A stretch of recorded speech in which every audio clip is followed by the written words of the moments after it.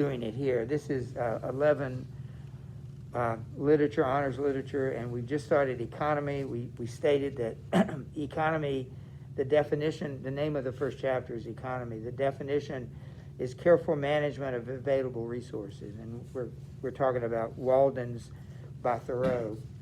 And he starts off by saying where he lived and how long he lived there. I should not obtrude my affairs so much on the notice of my readers if very particular inquiries had not been made by my townsmen concerning my mode of life. Some would call impertinent, though they do not appear to me at all impertinent, but considering the circumstances, very natural and pertinent. Some have asked what I got to eat, if I did not feel lonesome, if I was not afraid, and the like. Others have been curious to learn what portion of my income I devoted to charitable purposes. And some, who have large families, how many poor children I maintain. I will therefore ask those of my readers who feel no particular interest in me to pardon me if I undertake to answer some of these questions in this book. He just told us kind of what motivated partially the writing of the book. People asked him, why did he do it? How did he get along? What did he do? In most books, the I, or first person, is omitted. You knew that, right? When you write essays for class, you're not supposed to use I. In this, it will be retained. That, in respect to egotism, is the main difference. We commonly do not remember that it is, after all, always the first person that is speaking. I should not talk so much about myself if there were anybody else whom I knew as well. Unfortunately, I am confined to this theme by the narrowness of my experience. Moreover, I, on my side, require of every writer, first or last, a simple and sincere account of his own life, and not merely what he has heard of other men's lives, some such account as he would send to his kindred from a distant land. Or if he has lived sincerely, it must have been in a distant land to me. Perhaps these pages are more particularly addressed to poor students. As for the rest of my readers, they will accept such portions as apply to them. I trust that none will stretch the seams in putting on the coat, or it may do good service to him whom it fits. Look at number 2. Where was Thoreau when he wrote Walden? At least began Walden. Yes, at Walden Pond. That's where he was. I didn't ask you this, but I'm asking it now. What's his excuse for writing about himself? He says he apologized for writing so much about himself. What does he say is the reason he writes about himself? Yeah, people have asked him questions, and what subject does he know better than any other subject?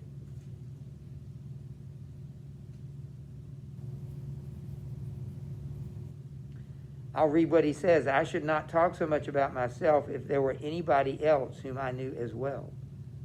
So he knows himself better than he knows anybody else. That's why he's not talking about other people. He's talking about himself.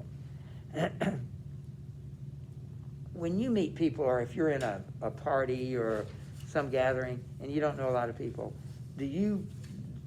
how do you handle that? Do you go up to people and talk to them, or are you shy, or are you standoffish, or what? So you do. What do you talk about? Particularly someone you've never known before.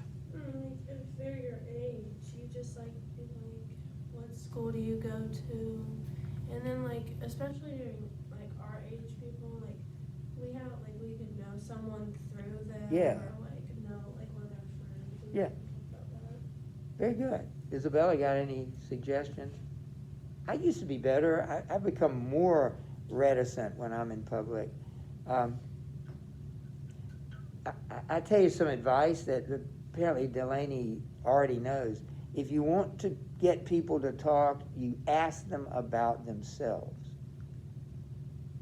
You don't go up to somebody and start talking about yourself. Like Delaney said, you go up and ask them about themselves, including what she said about, do you know this person or that person?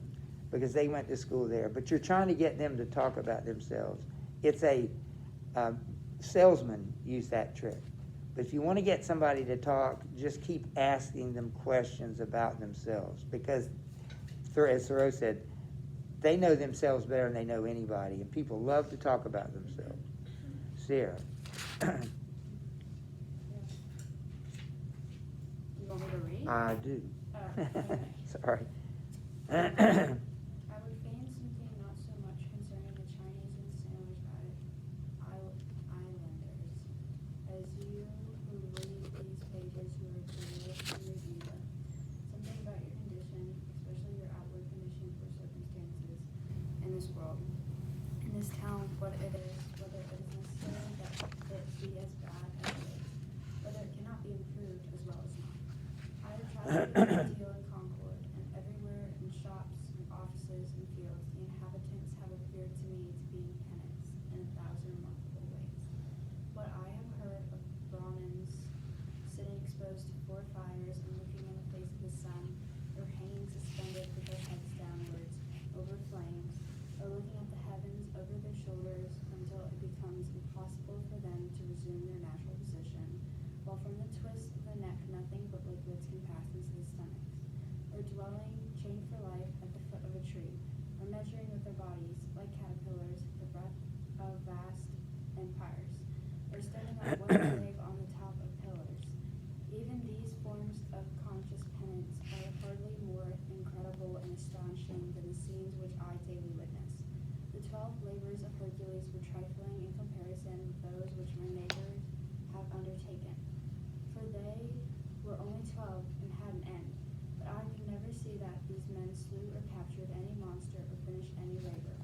They have no friend eyeless to burn with hot iron the root of the hydra's head. But as soon as one head is crushed, 2 spring up.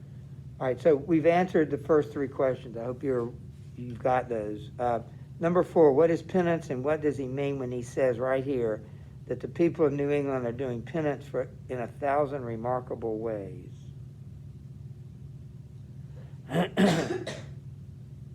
What does he mean by that?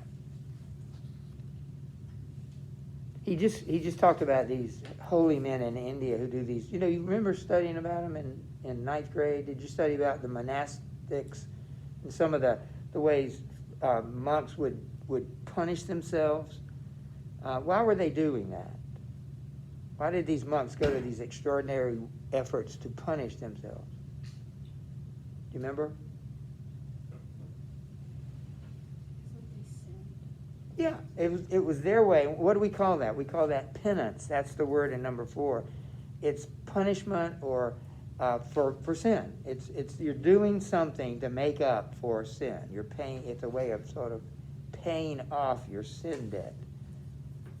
And he said the people of New England, when he watches them work, are doing that. What does he mean?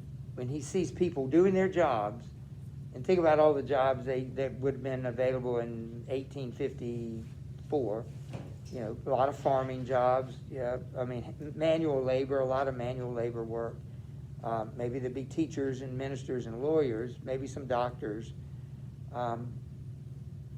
But, they really don't have office workers, But what does it mean when he says the people of New England were doing penance while they were working? What does that tell you about the way they viewed their work? It was punishment. Have you ever had a job that you liked or disliked? Did you ever have a job that you really liked? What was it, Delaney? I work as a lifeguard. Why do you like it? I like being around a lot of people, and my friends all go there, and it's just fun. Obviously it's serious sometimes, but it's mainly just fun during the summer.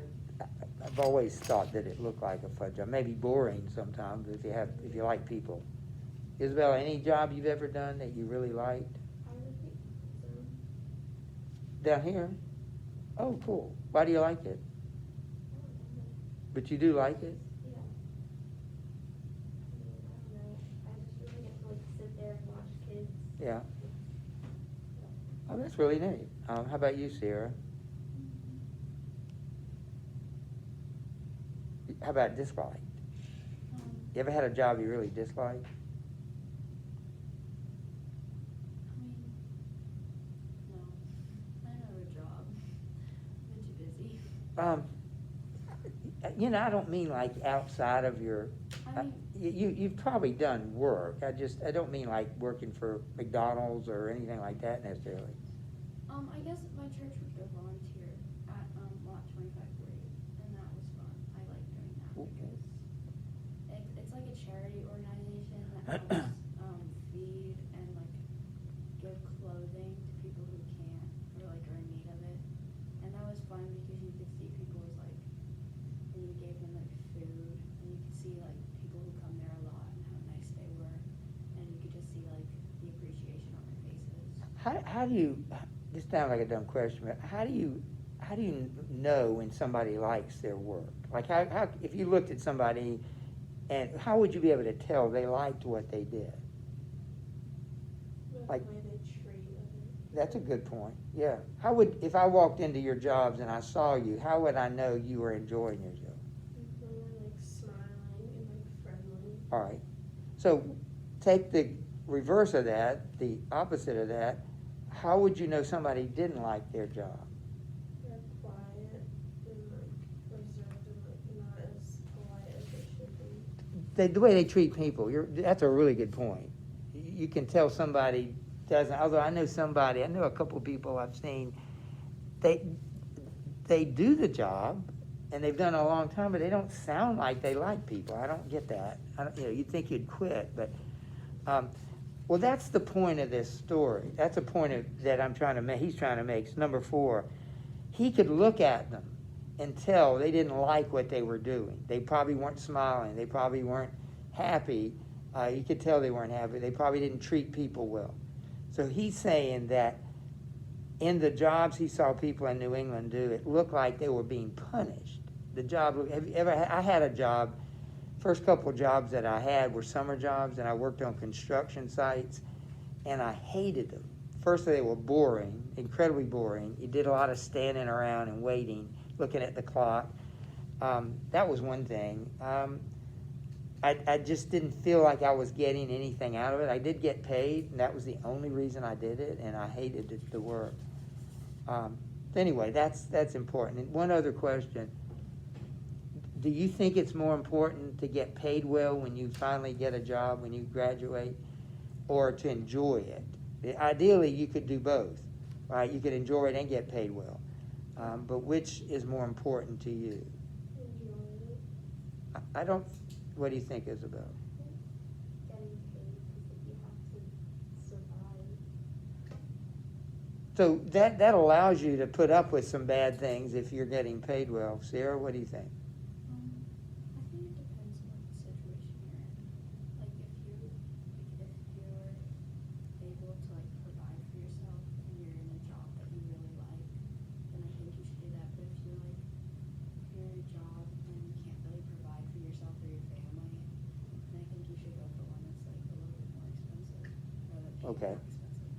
And that's a decision you're going to have to make. Are you going to pursue something you really like, or I think I need to do this job because it pays a lot better? That could be a decision you make, and I agree with you, Sarah. It depends on the situation. But you might start a job that you just get paid well, but you hate it. I don't think you could do that very long. Isabella, would you read? Listen to your men, my country, whose misfortune it is to have inherited farms, houses, barns, cattle, and farmland. For these are more easily acquired than got rid of. Better if they be born into open pasture, encircled by woods, that they might have seen with clearer eyes what field they were called to live in, and made them serfs of the soil. Why should they either succeed who is not them to eat only his peck of earth? Why should they begin digging their graves as soon as they were born? They have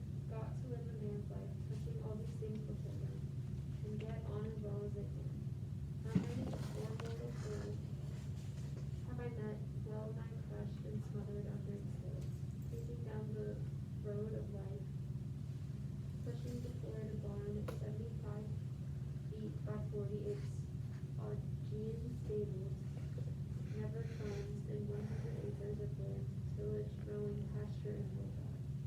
The portionless who struggle with no such unnecessary inherited encumbrances find it labor enough to subdue and cultivate and keep it feet and flesh. One thing he's saying that a lot of people inherit farms. That's a major industry, back in the day. They didn't go to college. They inherited a farm. They worked it. So they were getting well paid, but they didn't like it. I think Thoreau would probably say it's better to enjoy your work than to worry about the pay. He continues that. Would you read that, Delaney? You want me to start at five? Yes.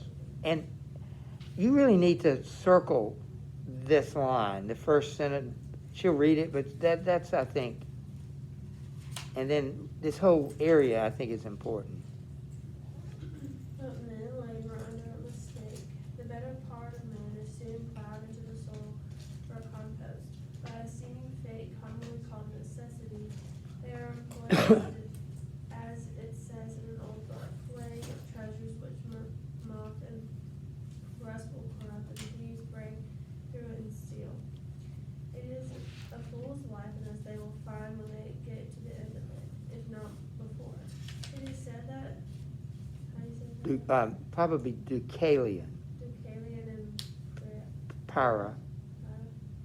created men by throwing stones over their heads behind them. And you can skip the Latin, but read the rest of it. Or as Raleigh rhymes, it is a sonorous way.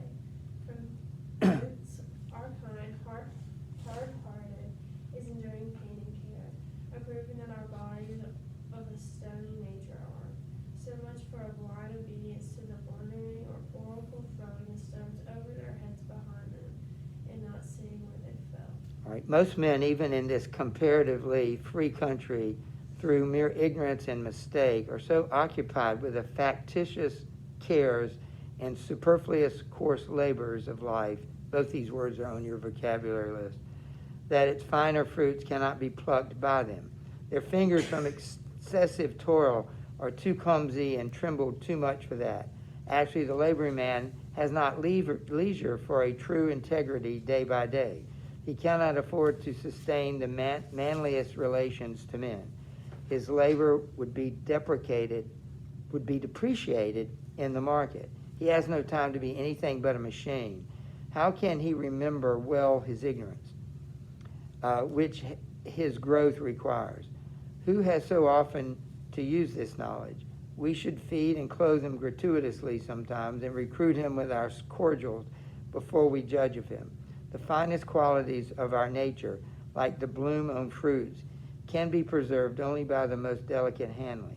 Yet we do not treat ourselves nor one another thus tenderly. Look at question number 5. We can't answer the second part of it because we didn't read Hard Times. What does he mean when he says of the laboring man, he has no time to be anything but a machine? And the rest of it we didn't read, so we can't answer that. But what does he mean, he has no time to be anything but a machine? What is he saying about a job like that?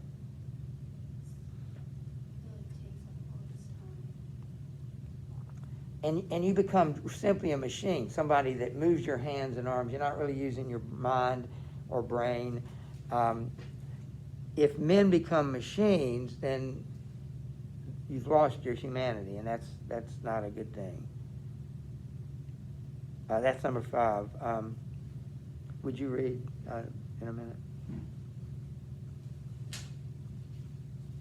Isn't it some of you? Yeah, and Some of you we all know are poor, find it hard to live, or sometimes have it work out being poor. I have no doubt that some of you who read this book are unable to pay for all the dinners which you have actually eaten, and for the coats and shoes which are fast wearing and are already worn out, and in places which to spend borrowed or stolen time, robbing your treasures of an hour. It is very evident what means seeking lives many of you live. From my sight has been weather days days, always on the limits, trying to get into business and trying to get out of debt. A very ancient cell called, I'm not gonna say that. yeah, well, let's see what it means. It means another's brass, figure meaning a debt, so it's basically. Another stuff, for some of their coins were made of brass, still living and dying, buried by this other class, always promising to pay tomorrow and dying today, insolvent, seeking to curry favor to get trusted by how many modes, only not state prison offenses, lying, flattering, voting, contracting yourselves into a nutshell of civility, or dilating into an atmosphere of thin and vaporous generosity, that you may persuade your neighbor to let you make his shoes, or his hat, or his coat, or his carriage, or import his groceries for him, making yourself sick that you may lay up something against a sick day, something to be tucked away in an old chest or in a stocking behind plastering, and more safely in the brick bank, no matter where, no matter how much or how little. And we'll go back to Sierra.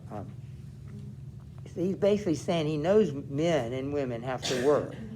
So it's going to take up most of your time. So what is the nature of work? What should it be? What should you spend your time doing? You know, that's what he's raising this question. What should you expect from your job? Sometimes whenever that we can also be frivolous, I may also say to attend a gross but somewhat foreign form of servitude called Negro slavery. There are so many keen and slow masters that enslave both north and south. It is hard to have a southern overseer. It is worse to have a northern one. But worst of all, when you are the slave driver of yourself. Talk of divinity in a man. Look at the teamster on the highway, winning to market by day or night. Does any divinity stir within him? His highest duty to fodder and water his horses. What is his destiny to him compared with the shipping interest? Does not he drive for a squire make a stir? How godlike, how immortal is he? See how he cowers and sneaks, like how vaguely all of the day he fears, not being immortal nor divine, but the slave and prisoner of his own opinion of himself, a fame won by his own deeds. Public opinion is a weak tyrant compared with our own private opinion. What a man thinks of himself, that it which determines, or rather indicates, his fate. Self-emancipation, even in the West Indian provinces of fancy and imagination, what Wilberforce is there to bring that about? Think also of the ladies of the land weaving toilet cushions against the last day, not to betray too green any interest in their fates, as if you could kill time without injuring eternity. All right, thank you. Look at question number 6. What do you think he means? What a man thinks of himself, that it is which determines or rather indicates his fate. And do you agree with that? Delaney, what do you think? What a man thinks of himself, that it is which determines or rather indicates his fate. Like your opinion of yourself is going to determine the outcome of your life. Do you agree with that? And I don't know. Because if you hold yourself to like a certain standard, like there's a chance that like you don't think you could like improve or be like more successful than you think you could. So that could like mess with what is actually supposed to happen. Right. What the plan is. But I'm not sure entirely that determines your fate. he says that it determines your fate. I think he at least could agree that it affects your fate. You know, like you just said, what if you're capable of being a great artist or something, and you just don't think you're very good and you don't pursue it? I don't know. You all do things that are well, but what if you don't see it? You know, what if you can't see it, even though people tell you? What do you think, Isabella? How important is it your own self-image? Pretty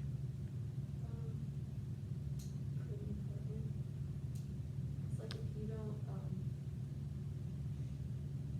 It's like if you don't think that you're good, like you might not take yourself seriously, and like you won't like take opportunities because you don't think you're good enough for them. Okay, I totally agree. That like like Delaney said, it's going to affect what your expectations of yourself. Delaney, would you read? The mass of men, this is another famous statement. We're going to answer it in a minute or discuss it. The mass of men led lives of a quiet desperation. What is called resignation is confirmed desperation. From the desperate city you go to in the desperate country and have to console yourself with the bravery of newts and muskrats. The stereotype but unconscious despair is concealed even under what are called the games and amusements of mankind. There is no play in them, for this comes after work, but is a characteristic of wisdom not to do desperate things. Underline that line too. It is a characteristic of wisdom not to do desperate things. What do we mean? I'm going to look it up because I think we know what it means. But what does the word desperate mean? Do you want something so bad you're willing to do anything for it? Yes, that's a good way to put it. Feeling, showing, or involving a hopeless sense that a situation is so bad as to be impossible to deal with. Something tried in despair or when everything else has failed, having little hope of success. Extremely bad, serious, or dangerous. You're desperate. If you're so desperate, you'll do something. But it's like, this is my last hope, and I'm going to fail at it. He says the mass of men lead lives of quiet desperation. Would you agree with that? I'm not sure. I think they ought to, maybe. I think they ought to be desperate because, but I don't know that they believe that. And when he says, it is characteristic of wisdom not to do desperate things. Sierra, why would that be the key? If you were wise, you wouldn't do something desperate with something that that was a hopeless thing to do. Like you try something in despair when everything else has failed, having little hope of success. Wise people don't act that way. Do you agree with that? Why is that? Why would that be unwise to act like that? Like, I don't have any other choice. I've got to do this, and even doing this, I don't think it's going to work. Why should a wise person never get to that point? Because they would be thinking ahead of well, I guess if you don't want to get to that point, you have to think ahead all the decisions you're going to make and what they lead to before you make them. So you won't get to the point where it's your last resource. That's a good point. A wise person would never get to that point. Yeah. And I don't think anything is a last, like, what does it say? A last try. What is that the word? A last attempt. I don't think anything is. Can you imagine a situation where this is the last and only thing left to do? Do you even think that's true? Don't you think every situation there's alternatives? I mean, I can imagine saying, well, you don't have any other choice. You've got to sell your house, or you've got to do this. I guess I can imagine that. That's that, but usually you do it, but this will work. If I sell my house or do something really drastic, it will work. It'll solve the problem. But I think desperate means you do that and it's not going to solve the problem. You don't think it's going to. Let me read just a little. Oh, goodness. Well, we're done. We're just about done anyway. Remember, you're reading for Tuesday. Monday, your parents are invited if they come. I will be grading, so I'll get caught up Monday. I'll grade all your quizzes. All that goes on the second quarter. And I'll mark where we left off.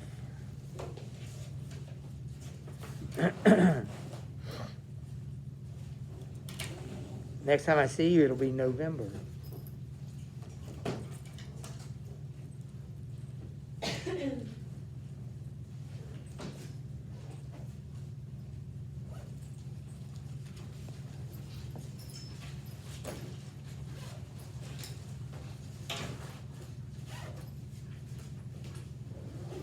9:55 to 10:40. That says 10:40 right there. I don't see anybody out there, but, Thank you, Mr. yeah, we'll see you. Have a great weekend. And